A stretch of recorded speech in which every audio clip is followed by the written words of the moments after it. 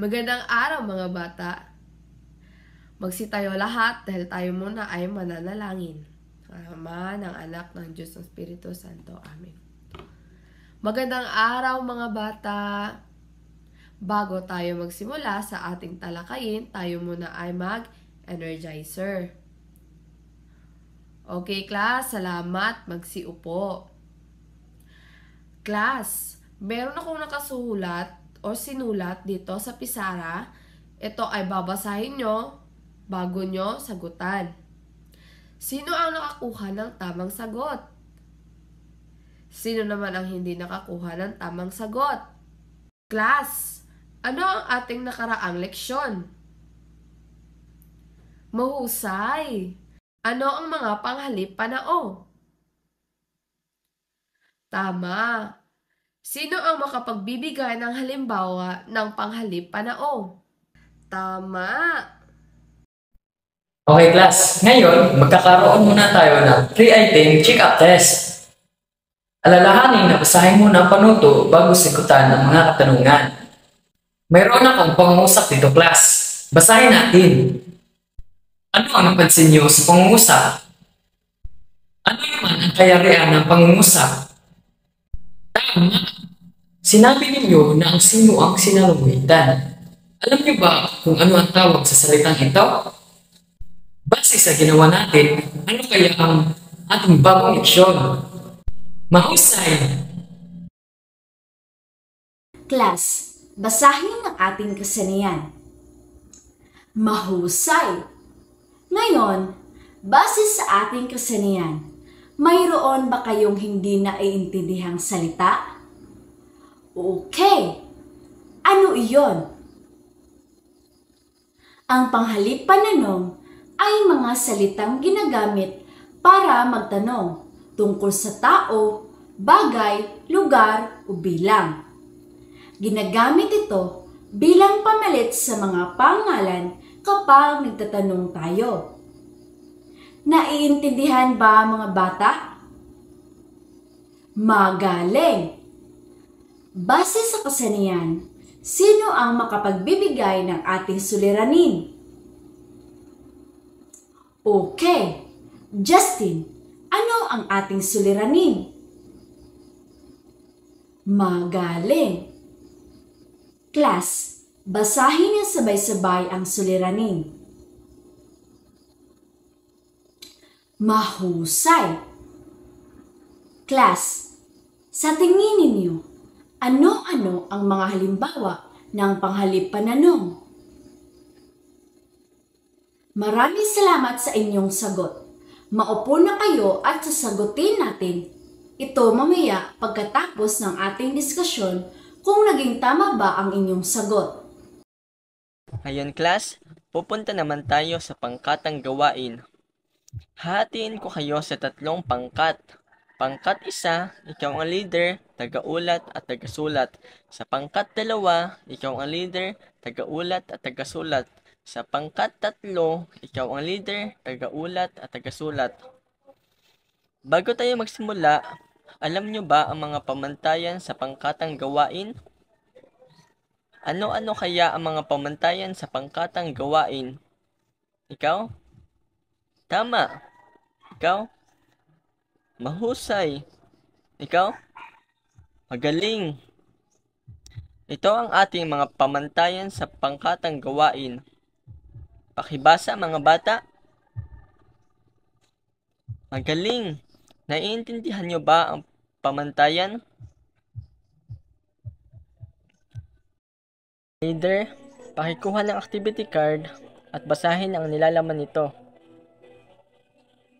Naiintindihan ba? Okay. Pwede na kayo magsimula. Bibigyan ko kayo ng 3 minuto para sagutan ang activity card. Tapos na ba? Okay, magaling. Pupunta naman tayo sa pag-uulat. Alam nyo ba ang mga pamantayan sa pag-uulat? Ano kaya ang mga pamantayan sa pag-uulat? Sige, ikaw. Magaling. Ikaw? Tama. Ikaw? Mahusay. Narito ang ating mga pamantayan sa pag-uulat. Basahin. Naiintindihan ba? Okay. Ang una mag-uulat ay pangkat 1 na susundan sa 2 at 3. Okay class, may dalawa akong larawan dito. Gusto kong tignan nyo ito at pagmasdan. Sa unang larawan, ano kaya ang nasa unang larawan? Isang batang lalaki, teacher. Okay. Ano ang ginagawa ng batang lalaki? Kumakain, teacher. Okay. Kailan ba tayo kumakain? Agahan, pananghalian, hapunan, teacher. Magaling. Okay, sa ikalawang larawan, ano kaya ang napansin nyo sa ikalawang larawan? Nagsusuklay, teacher. Okay. Bakit ba tayo magsusuklay? Para maging malinis at maayos tignan, teacher. Okay. Paano kaya natin suklayan ang ating mga buhok? Magsusuklay mula sa dulo pataas hanggang sa ibaba, teacher. Magaling. Okay, class. Ano kaya ang aralin natin sa araw na ito? Mga panghalip, pananong, teacher. Magaling. Alin sa mga nabanggit ko ang mga panghalip pananong? Sino, ano, kailan, bakit, paano, teacher. Ano kaya ang mga panghalip pananong? Ito ay mga salitang ginagamit upang magtanong, teacher. Mahusay. Ngayon mga bata, balikan naman natin ang ating suliranin. Masasagot na ba natin ito mga bata? Okay, sino ang makapagbibigay ng ating konsepto? Okay, Jen Rose. Okay, very good.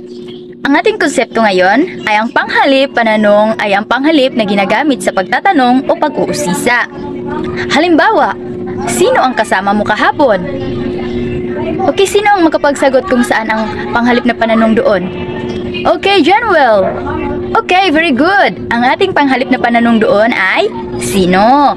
So, another halimbawa is, bakit mahalaga maligo araw-araw? Okay, sino ang gustong sumagot? Okay, Wendell. Okay, very good. Ang panghalip na pananong naman doon ay, bakit? Naintindihan niyo ba mga bata? Okay, very good.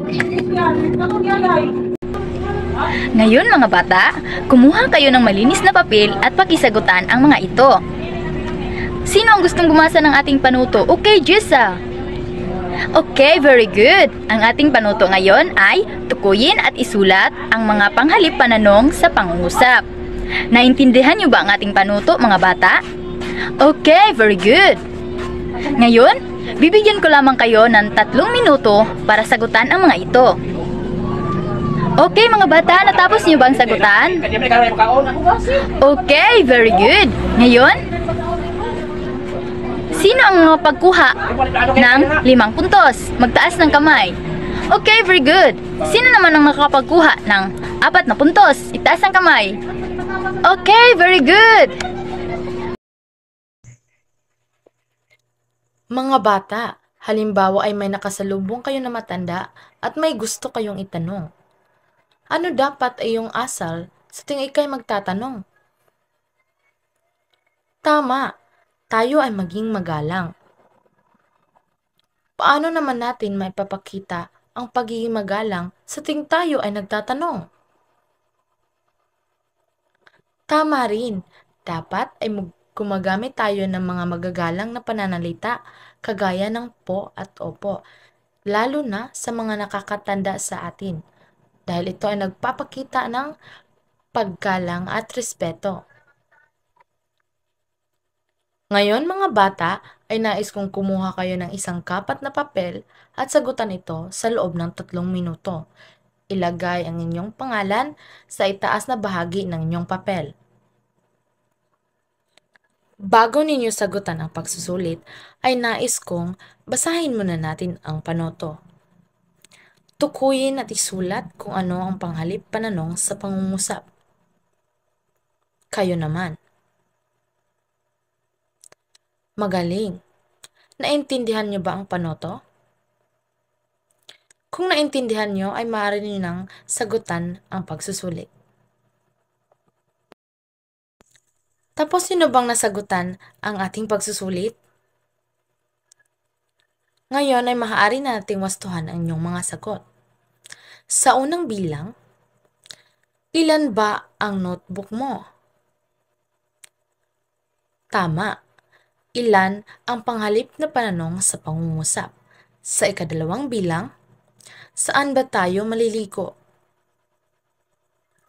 Tama. Saan ang panghalip pananong sa pangungusap? Sa ikatlong bilang, kailan ba siya aalis sa pwesto? Magaling! Kailan ang panghalip pananong sa pangungusap? Sa ikaapat na bilang, sino ang katabi mo matulog?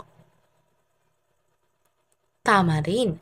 Sino ang panghalip pananong sa pangungusap? Sa ikalimang bilang naman, paano mo natunton ang aming bahay? Tama. Ang panghalip pananong sa pangungusap ay ang paano. Sino ang nakakuha ng 5 puntos? 4, 3, 2, 1. Magaling.